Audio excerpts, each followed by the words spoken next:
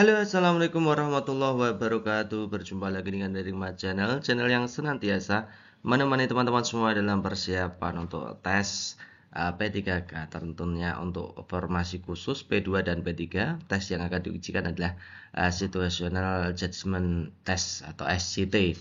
Atau dalam bahasa Indonesia adalah tes simulasi kerja sederhana itu ya. Sama ya teman-teman ya. Oke, lalu apa itu situational judgment test ya, atau SJT?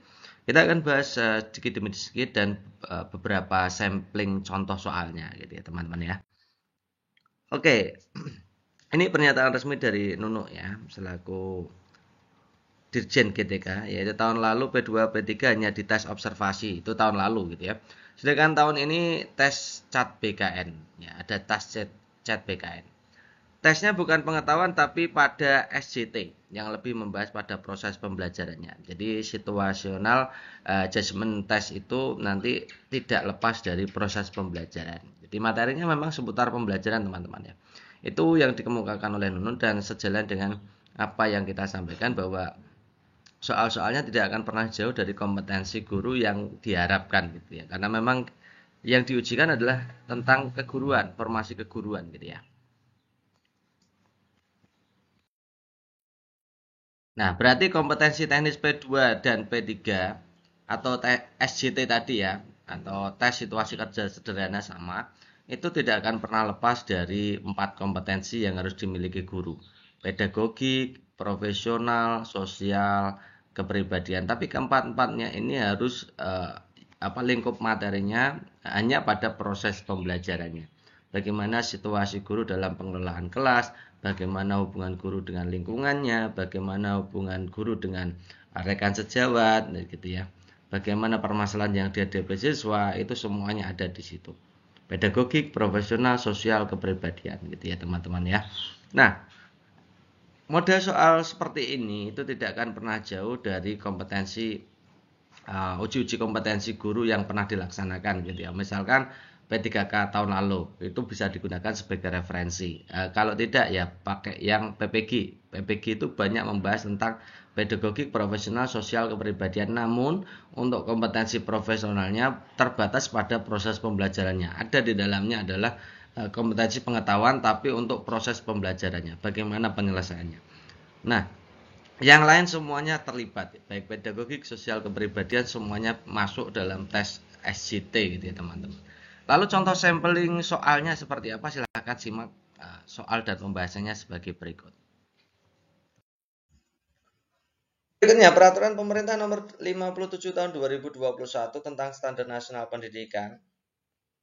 Pasal 14 ayat 1 menyatakan bahwa dalam rangka meningkatkan kualitas proses pembelajaran, penilaian proses pembelajaran selain dilaksanakan oleh pendidik juga dilaksanakan oleh peserta didik. Salah satunya bentuk penilaian oleh peserta didik adalah penilaian diri atau self assessment. Self assessment itu artinya penilaian diri ya.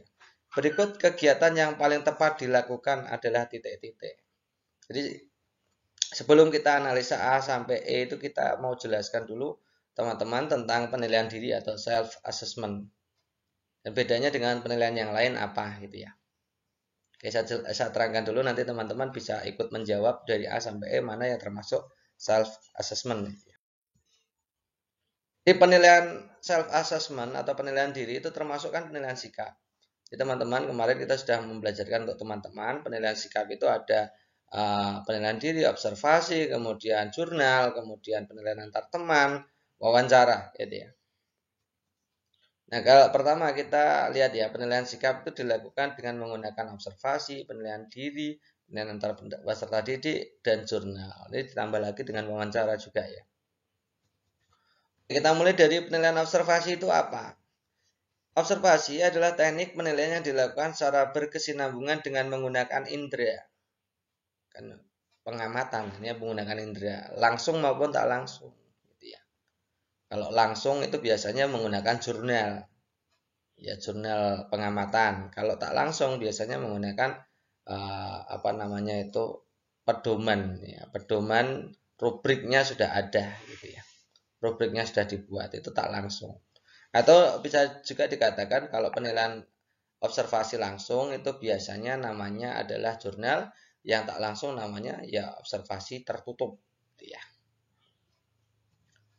Penilaian diri itu namanya teknik penilaian dengan cara meminta peserta didik mengemukakan kelebihan kekurangan dirinya dalam konteks pencapaian kompetensi. Saya ulangi, cara meminta peserta didik untuk mengemukakan kelebihan kekurangan dirinya dalam konteks ketercapaian kompetensi. Itu namanya penilaian diri. Yang ketiga, penilaian antar teman. Itu peserta didik saling menilai sikap dan perilaku keseharian menggunakan lembar penilaian. Saling menilai satu sama lainnya. Yang terakhir jurnal. Tadi saya sebenarnya lebih condong ke jurnal itu merupakan observasi secara langsung gitu ya. Karena mencatat hasil pengamatan tentang kekuatan kelemahan peserta didik, sikap perilaku baik di dalam kelas maupun di luar kelas. Ya, sama kan dengan observasi langsung kan gitu ya. Ya gitu ya, teman-teman bisa mencatat ini atau membaca di e-booknya juga sudah kita berikan gitu ya. Nanti teman-teman lihat ya, pilihan gandanya kita lihat. Kalau mencatat hasil pengamatan tentang kekuatan kelemahan peserta didik tentang sikap perilaku baik di dalam maupun luar kelas, ini pasti jurnal. Ya. Dan dengan menggunakan indera baik langsung maupun tak langsung, ini observasi namanya. Minta peserta didik saling menilai itu berarti antar teman. Gitu ya. Meminta tenaga pendidikan tidak ada hubungannya. Kemudian meminta peserta didik mengemukakan kelebihan kekurangan dirinya itu termasuk penilaian diri gitu ya. Jadi mana yang termasuk self assessment atau penilaian diri? Ya opsi A. Lanjut. Hasil belajar muatan IPS peserta didik menunjukkan 70% tidak mencapai kriteria ketuntasan minimal atau KKM. Nah, guru kemudian menanyakan kepada peserta didik tentang hasil belajar tersebut. Dari jawaban peserta didik, diketahui bahwa mereka kurang paham terhadap materi IPS. Ketika guru hanya memberikan penjelasan secara lisan. Jadi ketika guru memberikan penjelasan secara lisan, ternyata peserta didik itu tidak memahami gitu ya. Hasil belajarnya juga rendah gitu ya. Kemudian mencoba menggunakan media PowerPoint dalam pembelajarannya. Setelah selesai satu kompetensi dasar, guru melakukan tes hasil belajar. Peserta didik menunjukkan bahwa persentase yang tidak mencapai KKM turun. Artinya ada keberhasilan di situ. Penggunaan PowerPoint-nya ada keberhasilan di situ kan gitu ya. Narasi tersebut menunjukkan bahwa penggunaan teknologi memberikan manfaat apa? Oke. Kita lihat ya, yang pertama mengurangi materi yang dijelaskan guru, jelas tidak. Meningkatkan kualitas pembelajaran, yes. Ya. Mengurangi aktivitas guru lisan, tidak. Mengoptimalkan fasilitas teknologi yang ada, tidak ya. Meningkatkan ketidaktercapaian KKM, tidak. Harusnya bukan meningkatkan ketidaktercapaian KKM, tapi menurunkan ketidaktercapaian KKM itu jauh lebih match atau lebih cocok dengan yang dinarasikan soal. Jadi jawaban yang paling tepat yang mana? Ya meningkatkan kualitas pembelajaran.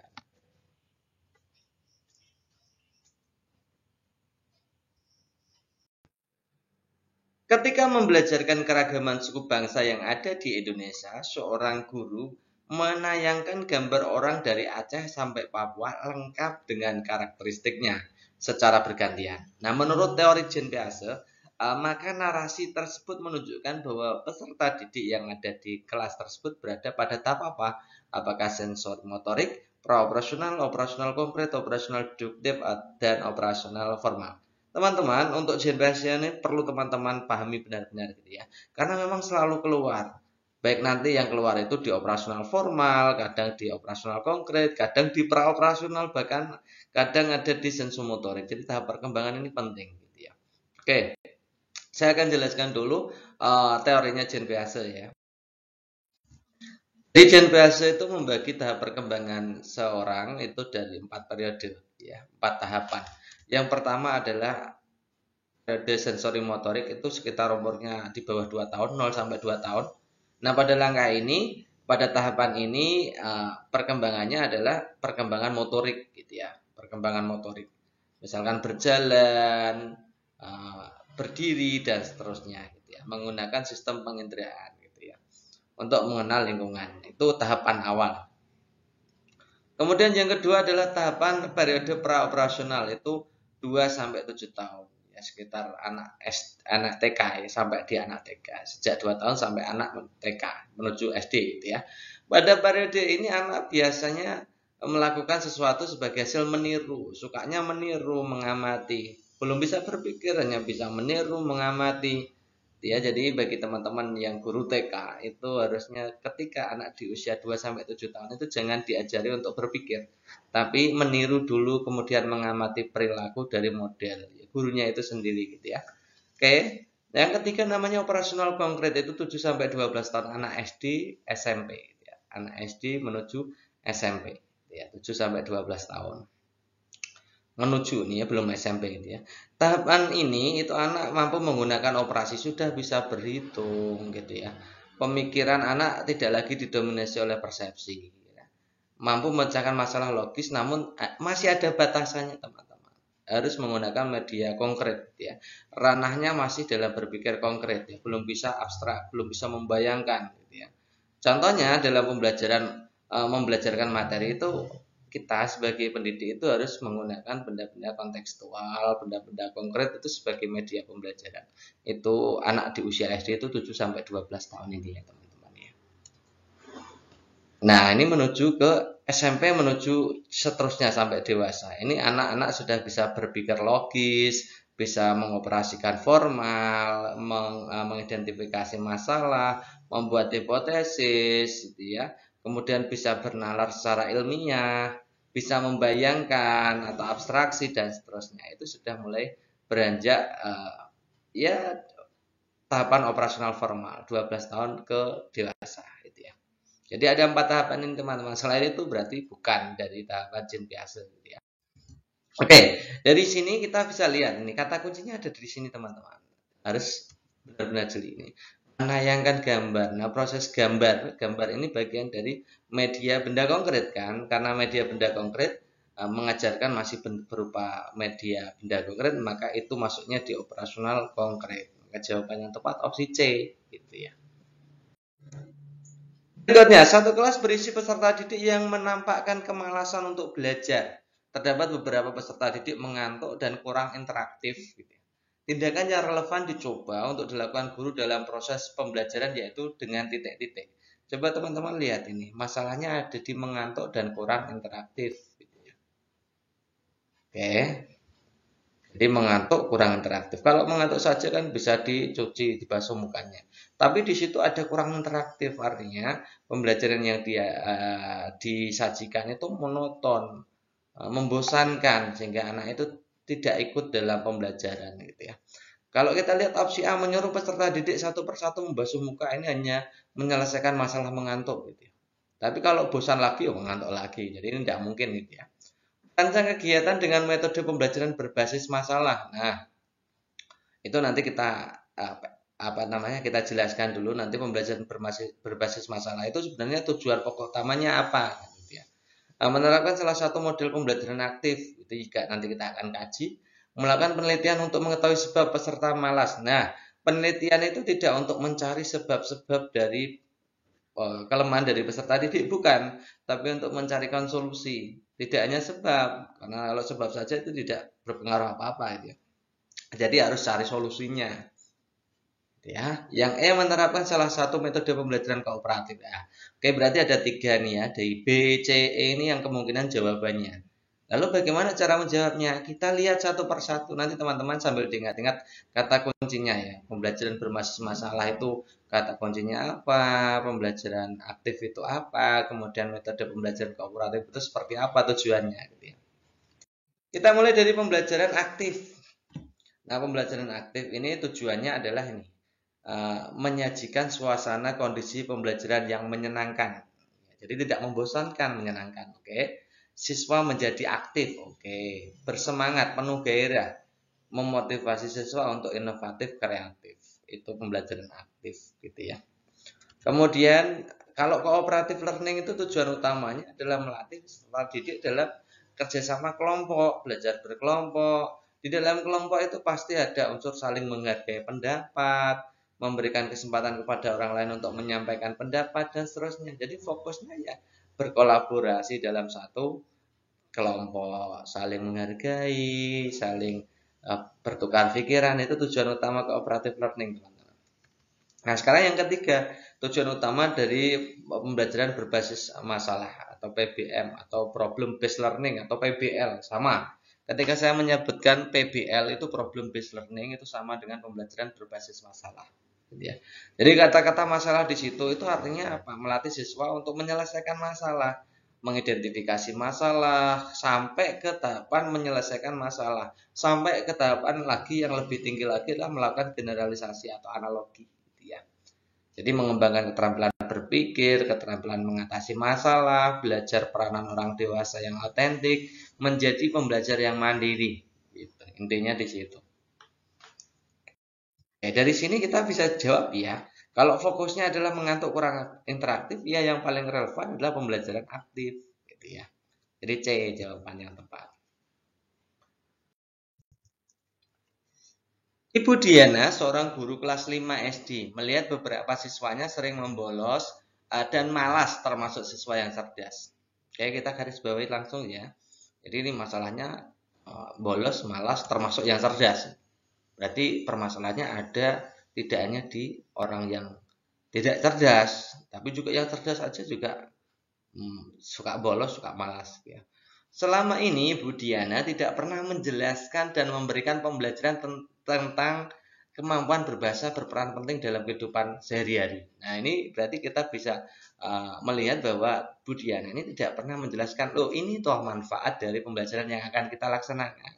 Nanti untuk masa depan kalian itu ada manfaatnya seperti ini. Jadi anak-anak itu cenderung hanya textbook gitu ya, belajar dari teks gitu aja, nggak tahu ini gunanya apa.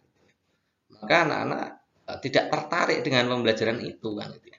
Melalui kasus ini masalah yang dapat diidentifikasi oleh Diana adalah titik-titik.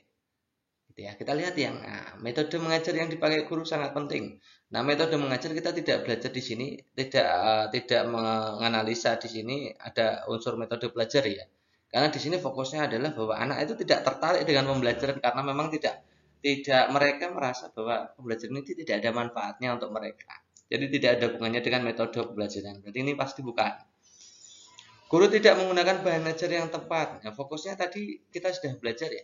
Di sini tadi bukan masalah bahan ajar, tapi masalah ketertarikan siswa terhadap pembelajaran. Itu ya, ketertarikan siswa terhadap pembelajaran, tidak tahu manfaatnya. Jadi ini juga bukan. Siswa pintar tidak menyukai pelajaran bahasa Indonesia, ini otomatis bukan. Bahasa Indonesia pelajaran yang penting untuk mencerdaskan siswa, ini bukan masalah gitu ya. Oke, berarti jawaban kemungkinan yang kurang minat belajarnya karena tidak mengetahui manfaatnya kan ya, kan gitu ya. Coba kita kaji lebih dalam sebenarnya minat itu seperti apa sih gitu ya. Jawabannya pasti gitu ya. Tapi kita lihat dulu minat itu sebenarnya batasannya seperti apa. Jadi indikator minat itu yang pertama itu adanya perasaan senang dari siswa. Nah, ada perasaan senang, contohnya ikut pelajaran senang, tidak membolos, dan lain-lain. Itu indikator minat. Yang kedua, ada keterlibatan siswa. Jadi siswa itu tidak hanya menonton, mendengarkan guru, tapi juga ikut aktif terlibat dalam pembelajaran. Ya, contohnya aktif dalam diskusi, aktif bertanya, aktif menjawab, dan lain-lain. Kemudian ketertarikan. Jadi unsur ketertarikan ini macam-macam. Ketertarikan itu daya dorong siswa terhadap suatu. Ya. Nah, misalkan tertarik ini karena tahu manfaatnya tadi.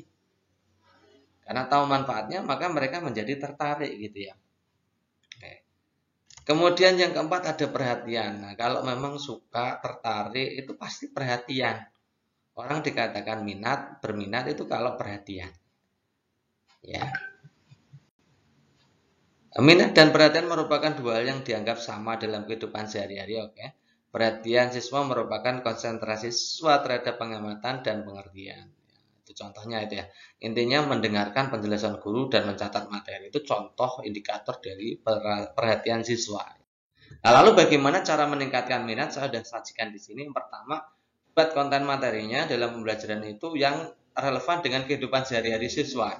Yang kedua, buat materi belajar yang menyenangkan, ada medianya yang menyenangkan juga gitu ya. Yang ketiga, tunjukkan relevansinya terhadap karir masa depan, ada manfaatnya, ada hubungannya. Kalau anak-anak belajar sekarang untuk materi ini, untuk masa depan anak-anak bisa jadi apa? digunakan untuk apa gitu ya. Yang keempat, biarkan mereka berpartisipasi, artinya diberikan difasilitasi agar anak itu aktif dan partisipatif dalam keseluruhan proses belajar gitu ya. Itu cara. Ya, berarti kita kembali ke soal, berarti benar ya, jawaban yang paling tepat memang di situ kurangnya minat belajar. Oke, berikutnya memahami materi ajar yang ada dalam kurikulum sekolah, memahami struktur konsep dan metode keilmuan yang menaungi atau koheren dengan materi ajar, memahami hubungan konsep antar mata pelajaran terkait dengan dan menerapkan konsep-konsep keilmuan dalam kehidupan sehari-hari merupakan cerminan dari kompetensi apa.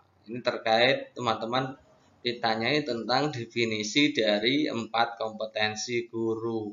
Pedagogik, sosial, kepribadian, profesional. Pengetahuan itu hanya pengecoh gitu ya, teman-teman. Oke, memahami materi. Kalau memahami materi itu teman-teman sudah pasti tahu bahwa itu jawabannya profesional. Oke, tapi kita akan tetap jelaskan secara detailnya gitu ya. Kita mulai, kalau profesional itu penguasaan terhadap materi. Ya, lebih luas, lebih mendalam. Penguasaan terhadap materi kurikulum, substansi ilmu yang menaungi. Nah, kemudian mengetahui struktur serta metodologi keilmuannya, hubungannya dengan keilmuannya. Kalau sarjana biologi ya tahu persis tentang kebiologian, gitu ya. Kalau sarjana matematika ya tahu persis tentang matematika, gitu ya. Yang kedua, pedagogik itu kemampuan guru memahami peserta didik, merencanakan pembelajaran, melaksanakan pembelajaran, di dalamnya juga termasuk pengelolaan pembelajaran, gitu ya. Mengembangkan peserta didik, melakukan evaluasi, melakukan aktualisasi potensi, dan lain-lain lah. Itu banyak. Itu terkait dengan teknis kita menjadi guru. Kalau teknis kita sebagai pengajar materi ya profesional. Kalau teknis kita dalam mendidik itu pedagogik, intinya seperti itu. Dari memahami karakteristik peserta didik, merencanakan pembelajaran, melaksanakan pembelajaran, menilai, dan seterusnya.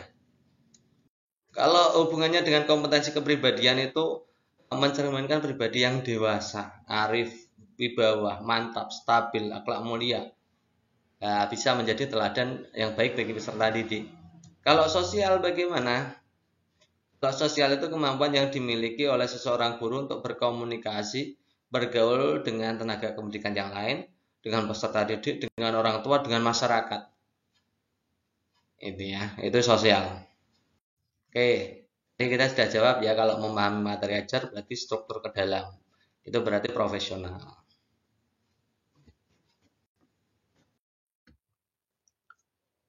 Salah satu indikator di kelas rendah 3.5 menggali informasi tentang cara-cara perawatan tumbuhan dan hewan melalui wawancara dan atau eksplorasi lingkungan.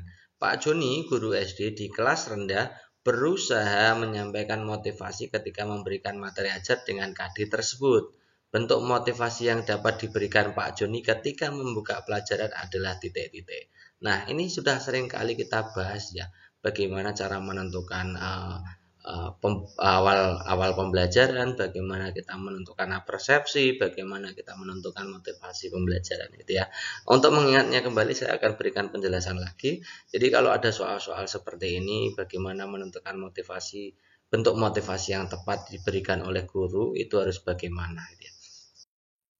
Nah, dalam menentukan motivasi yang tepat pada kasus-kasus soal, teman-teman harus menganalisa 3 hal. Yang pertama, menganalisa langkah-langkah pembelajaran.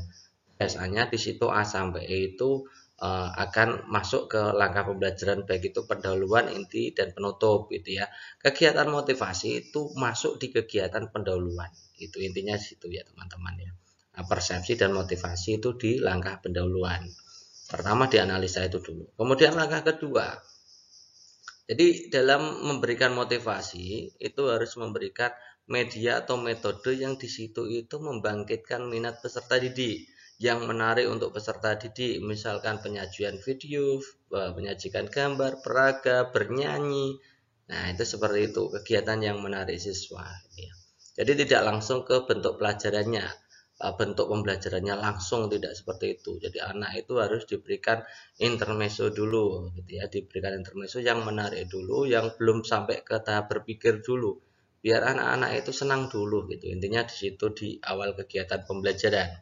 Yang ketiga, itu harus teman-teman dalam menyajikan motivasi maupun persepsi itu harus menyesuaikan dengan KD-nya. Ya harus relevan gitu ya teman-teman ya. Nah, misalkan mengajarkan bagaimana memelihara hewan dan tumbuhan, ternyata di situ persepsinya menyanyi Indonesia Raya, kan tidak tepat gitu ya. Jadi harus disesuaikan gitu ya. Jadi kreativitas guru dalam penyajian pembelajaran itu harus menyesuaikan KD-nya supaya itu mendukung. Jadi kegiatan persepsi mendukung, kegiatan motivasi mendukung, kegiatan inti pembelajaran mendukung, dan kegiatan penutup juga mendukung. Jadi ada 3 hal itu teman-teman yang harus ingat. Teman-teman kalau belum punya catatannya atau belum punya e-booknya silahkan dicatat gitu aja. Oke ya. Dari situ kita bisa jawab. Kita lihat tadi ada tiga tahap ya tadi ya. Pertama kita akan analisa dulu masing-masing dari A, B, C, D, E ini masuk kegiatan pendahuluan, kegiatan inti, dan kegiatan penutup gitu ya. Mana yang kegiatan pendahuluan, mana kegiatan inti, mana kegiatan penutup. Intinya pada bentuk motivasi itu masuk di kegiatan pendahuluan. Kita lihat opsi A, menampilkan video petani anggrek yang sukses ketika merawat tanaman. Itu jelas kegiatan pendahuluan. Membagikan kuis. Nah, kuis itu diberikan kepada anak di kegiatan penutup itu ya teman-teman ya. Membagikan tugas. Nah, pemberian tugas itu kalau selesai pembelajaran diberikan tugas. Itu berarti masuknya di kegiatan penutup.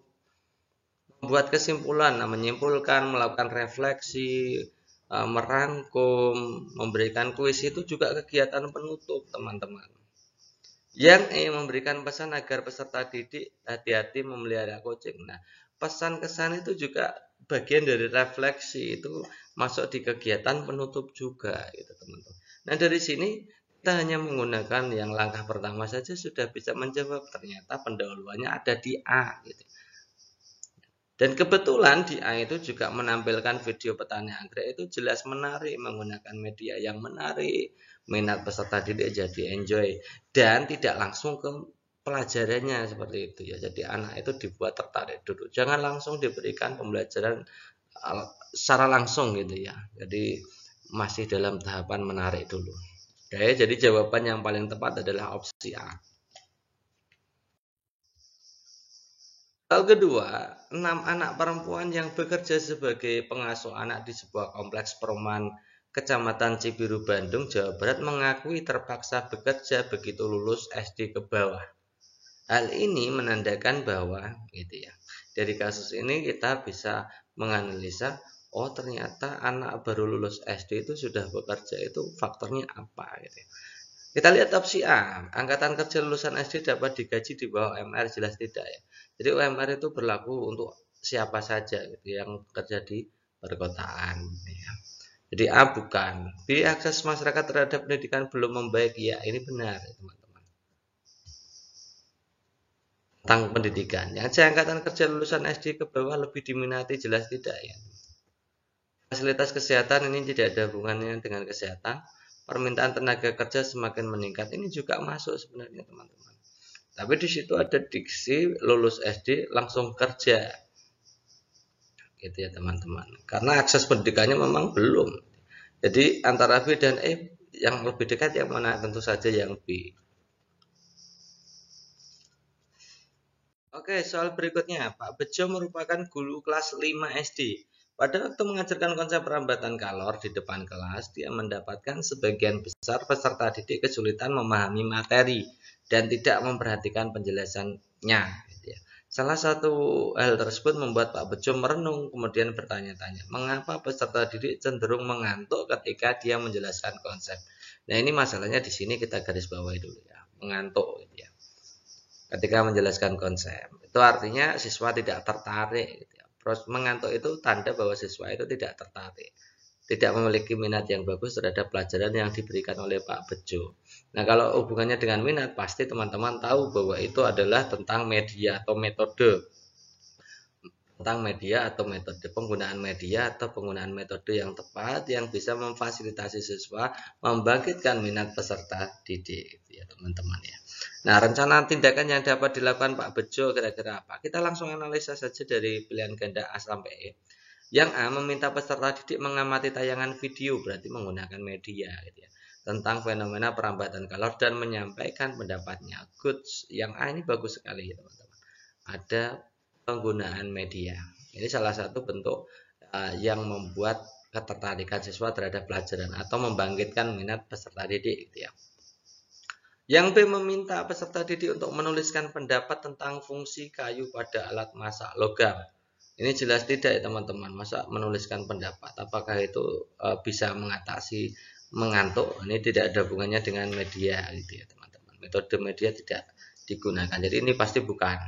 Menugaskan peserta didik untuk belajar mandiri, apalagi ini mendengarkan penjelasan saja tidak mau, apalagi bekerja mandiri gitu ya. Yang D memberikan ulangan harian, ini juga tidak mungkin gitu ya. Yang E memberikan hukuman, apalagi ya, jadi memang pemilihan media itu yang paling tepat. Jawaban yang paling tepat berarti opsi A. Pak Rudi meminta para peserta didiknya untuk mengamati suatu lingkungan, merumuskan pertanyaan yang ingin diketahui, mengumpulkan informasi terkait dengan lingkungan yang dipilih, menyusun laporan, mempresentasikan hasil laporan individu maupun kelompok. Pendekatan tersebut dinamakan apa? Apakah inquiry, scientific, discovery, basis project, atau berbasis masalah? Jadi kita akan analisa apa yang dilakukan oleh Pak Rudi. Langkah-langkah pembelajaran yang dilakukan oleh Pak Rudi. Diawali dari kegiatan apa ini teman-teman? Ini mengamati dulu. Setelah mengamati baru nih ada merumuskan pertanyaan, itu berarti menanya. Kemudian pengumpulan informasi. Kemudian menyusun laporan, ini termasuk mengolah ya. Kemudian mempresentasikan hasil laporan. Dari situ kita bisa lihat ya, dari M, ini pasti 5M, ini pembelajaran saintifik ya teman. Dari kegiatan mengamati, kemudian menanya, kemudian mengeksplorasi itu pengumpulan informasi, kemudian mengasosiasi itu membuat laporan, mengerjakan itu ya mengasosiasi namanya. Kemudian mengkomunikasikan itu mempresentasikan hasil diskusi atau apa yang telah dilakukan ke depan kelas gitu ya teman-teman. Jadi ini pasti kegiatan saintifik, pendekatan saintifik. Ibu Agnes sangat prihatin ketika peserta didiknya mengalami kesulitan belajar sehingga tingkat pemahaman materinya rendah. Nah, Ibu Agnes kemudian melakukan tindakan dengan memberikan bimbingan belajar kepada siswanya.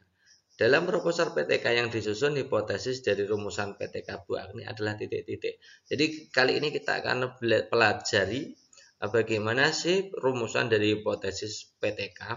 Jadi sebelum kita bacakan A, B, C, D, E, kita analisa opsi jawabannya, kita harus tahu dulu bahwa rumusan hipotesis itu ada aturannya. Kita sudah pernah memberikan berkali-kali tentang aturan membuat rumusan hipotesis gitu ya. Ini ciri khas dari PTK.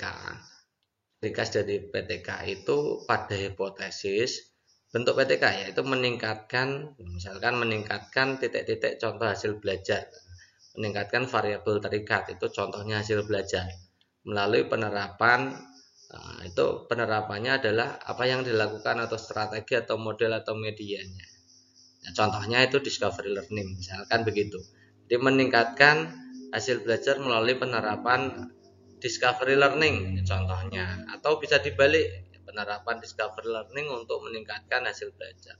Nah, bentuk hipotesisnya biasanya adalah pembelajaran ini meningkatkan ini gitu ya, contohnya gitu ya, pembelajaran ini meningkatkan ini. Itu contoh hipotesisnya seperti itu.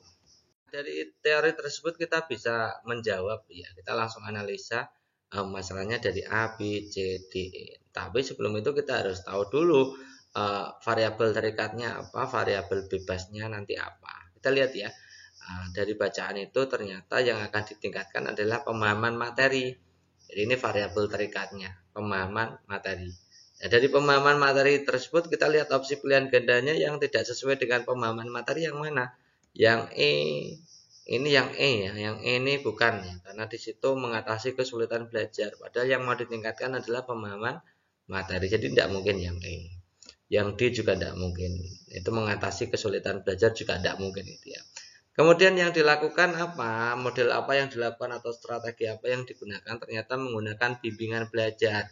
Dari A, B, C yang tersisa itu semuanya bimbingan belajar. Oke. Kemudian yang membedakan mana hipotesis, mana yang bukan. Biasanya hipotesis itu tidak menggunakan kata akan. Jadi ini yang tidak mungkin. Hipotesis itu dugaan sementara. Jadi biasanya tidak menggunakan akan. Jadi misalkan pemberian tindakan bimbingan belajar secara berkelompok heterogen meningkatkan pemahaman siswa, itu kan menduga, tidak akan lagi tapi meningkatkan. Jadi jawaban yang paling tepat opsi B. Berikutnya, Pak Ujang, guru kelas 5 SD akan melakukan penilaian tentang kemampuan siswa dalam menjelaskan iklan. Aspek yang perlu dinilai Pak Ujang terkait kemampuan secara dalam menjelaskan iklan adalah titik-titik. Jadi kalau ada soal seperti ini, teman-teman harus tahu ini menguji pengetahuan atau menguji keterampilan atau menguji sikap, gitu ya.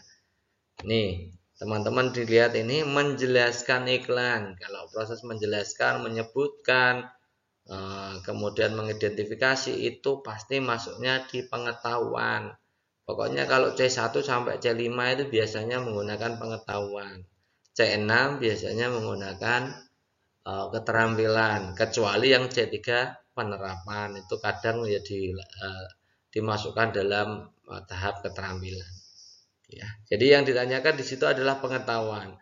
Jadi kita akan analisa dari A sampai D ini mana yang merupakan pengetahuan.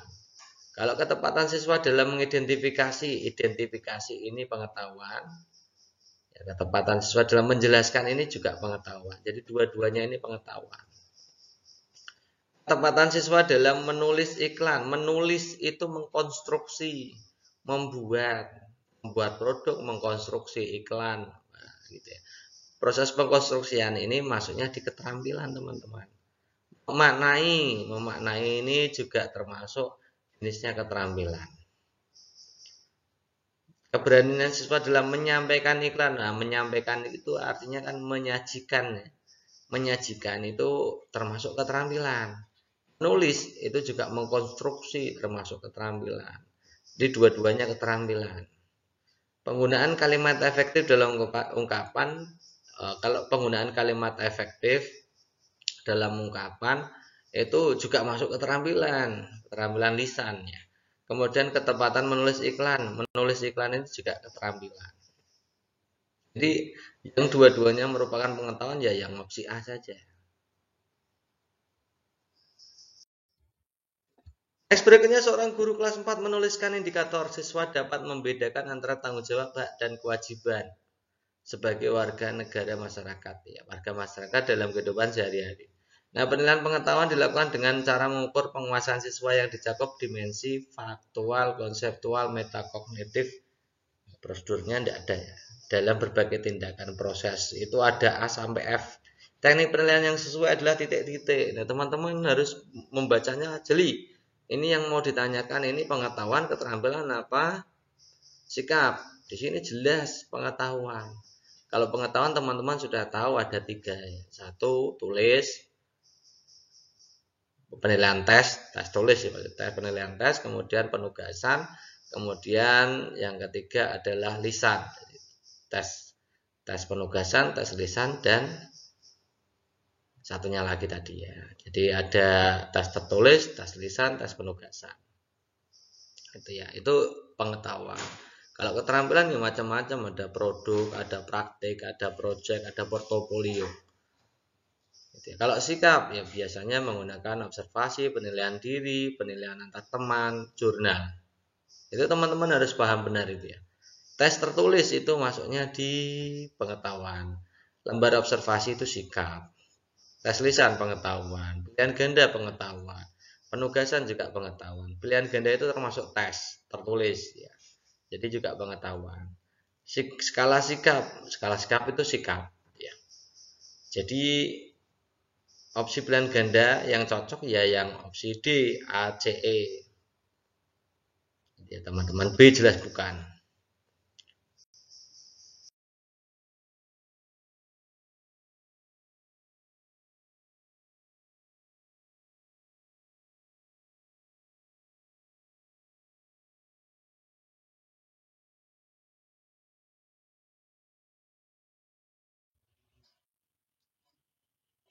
Hasil identifikasi masalah pembelajaran di kelas yang diampu Bu Budi menemukan kondisi siswanya yang kurang motivasi ketika belajar IPA.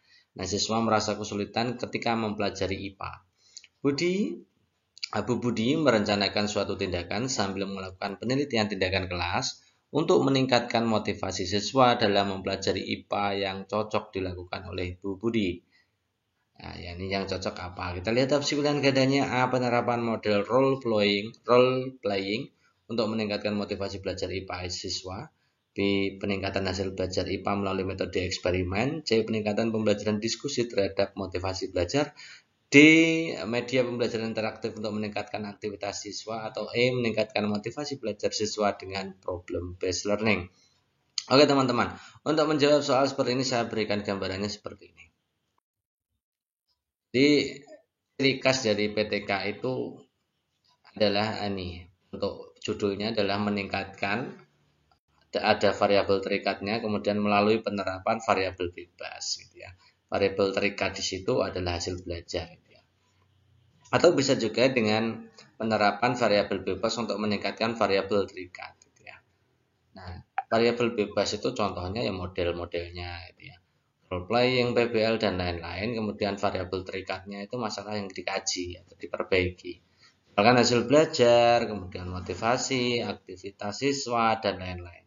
Ya teman-teman. Jadi secara garis besar meningkatkan, misalkan meningkatkan motivasi belajar melalui penerapan role playing. Gitu. Contohnya seperti itu. Gitu ya. Nah, dari sini kita bisa mengkaji, menganalisa satu persatu jawabannya. Kita lihat yang A. Penerapan role playing, untuk meningkatkan motivasi belajar IPA. Karena di sini yang menjadi fokus adalah belajar IPA gitu ya. Jadi ini yang jadi fokus. Masalahnya di sini, meningkatkan motivasi siswa dalam belajar IPA gitu ya. Jadi yang A ini jelas masuk gitu ya. Yang B, peningkatan hasil belajar. Nah, tadi yang kita kaji bukan hasil belajar tapi motivasi siswa kan gitu ya. Jadi ini bukan. Yang C, peningkatan pembelajaran diskusi. Yang perlu ditingkatkan itu bukan pembelajaran diskusi, bukan variabel bebasnya, tapi variabel terikatnya. Jadi ini salah. Harusnya kan peningkatan motivasi belajar melalui pembelajaran diskusi kan gitu ya. Jadi konstruksi dari judul yang C ini salah.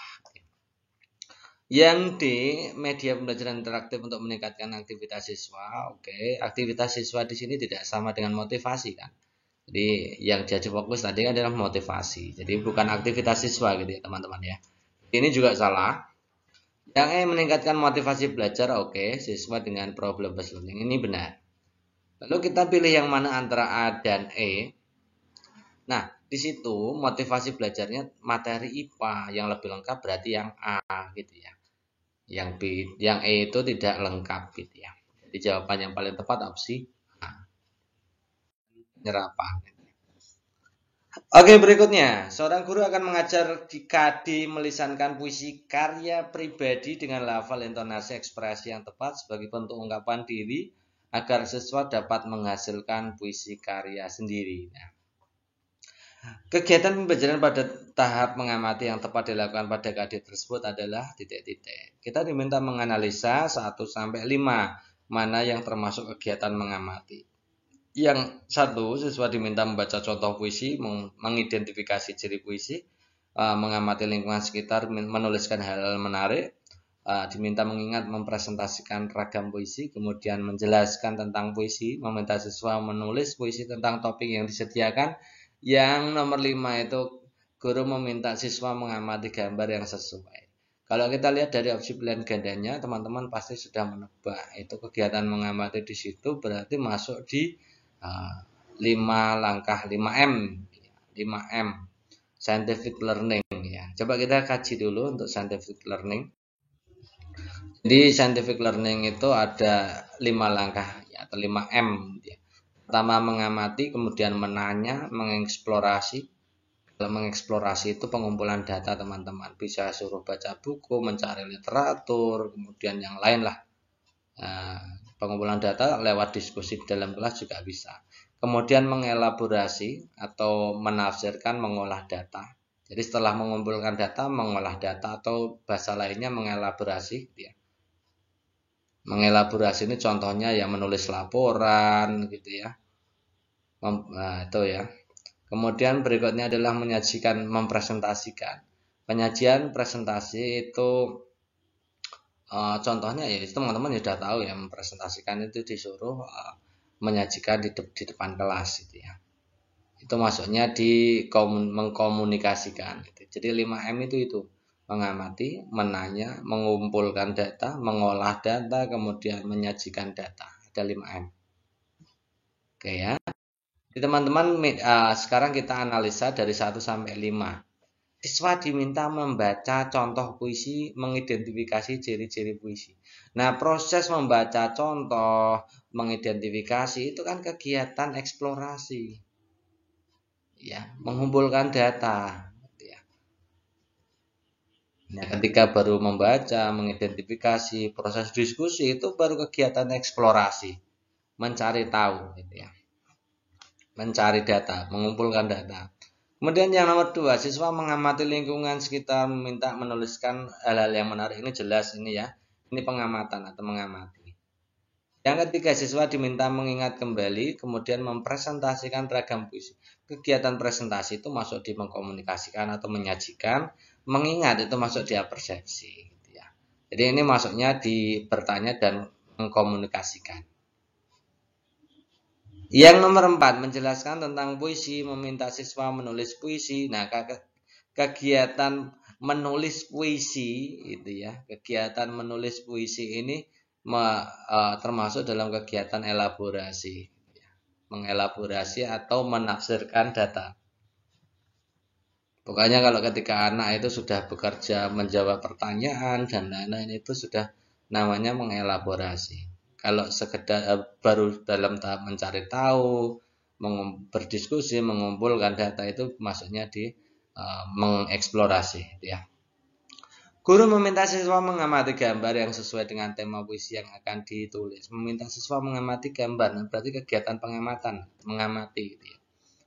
Nah, dari sini kita bisa jawab yang mana yang termasuk dalam tahapan kegiatan mengamati pada scientific learning. Nah, nanti jawaban yang tepat adalah yang 1-5. 1 kemudian 5. Oke teman-teman, jadi saya sudah menjelaskan baik-baik bahwa kadang-kadang soal itu tidak menjelaskan secara eksplisit itu model pembelajaran apa yang dipakai. Tapi teman-teman kalau sudah sering membaca langkah-langkahnya, apalagi sudah pernah melaksanakan di kelas, maka itu pasti kelihatan. Oh, ini maksudnya itu masuk di kegiatan mengamati itu pasti di scientific learning gitu ya teman-teman. Oke, berikutnya teman-teman nanti akan disajikan hasil pekerjaan siswa seperti ini, diminta untuk menganalisa sebenarnya masalah apa yang terjadi pada pekerjaan siswa gitu ya teman-teman ya. Di situ teman-teman lihat adalah operasi campuran pecahan. Oke ya, operasi campuran pecahan di situ adalah operasi bagi dan operasi tambah dan kali gitu ya. Oke, kita langsung ke pertanyaan dulu. Pernyataan yang benar mengenai penyelesaian soal yang dilakukan Dian adalah titik-titik. Dian mengalami kesalahan dalam melakukan operasi pembagian pecahan pada tahap ketiga, maka guru perlu memberikan bimbingan terkait bagaimana prosedur membagi 2 buah pecahan. Oke. Yang B, Dian mengalami kesalahan dalam melakukan urutan operasi hitung pada tahap kedua. Guru perlu memperbaiki pembelajaran terkait operasi hitung pecahan. Yang C, mengalami kesalahan melakukan operasi pembagian bilangan pada tahap kedua. Oke, dan seterusnya. Oke. Saya tidak perlu membaca sampai akhir, berarti kita akan menganalisa masing-masing per tahap itu ya. Yang terjadi kesalahan di sebelah mana, nanti kita cocokkan di opsi pilihan gandanya, kan gitu teman-teman ya. Oke teman-teman, saya masukkan itu pekerjaan siswa itu di slide seperti ini. Oke, masih kelihatan ya. Jadi langkah pertama, mengubah seluruh dari soal-soal itu ke dalam bentuk pecahan gitu ya. 3,5 itu sama dengan 3/1/2, oke masih benar. Dibagi 3/5 ditambah 1,5, oke, dikali 2/5. Ini tahap pertama, ini benar. 3,5 ditulis 3,5, oke, diubah menjadi pecahan bentuk campuran gitu ya. Yang kedua, mengubah seluruh pecahan ke dalam bentuk sederhana. Oke ya. 3/1/2 itu jadi 7/2 benar. 3/5 masih 3/2. 1,5. 1/2 itu jadi 3/2. Oke, benar. Ini masih benar. Oke. Perhatikan teman-teman pengubahan bentuk pecahan campuran ke dalam bentuk pecahan sederhana di situ. Di tahap keduanya mengubah pecahan campuran ke dalam bentuk pecahan sederhana. 3,5 jadi 7/2 benar. 1,5 menjadi 3/2 juga benar. Oke gitu ya. Kita lihat ketiga. Ini jelas salah teman-teman. Dari mana lihat salahnya? Di situ pembagian diubah menjadi kali, tapi kok masih utuh ini teman-teman ya.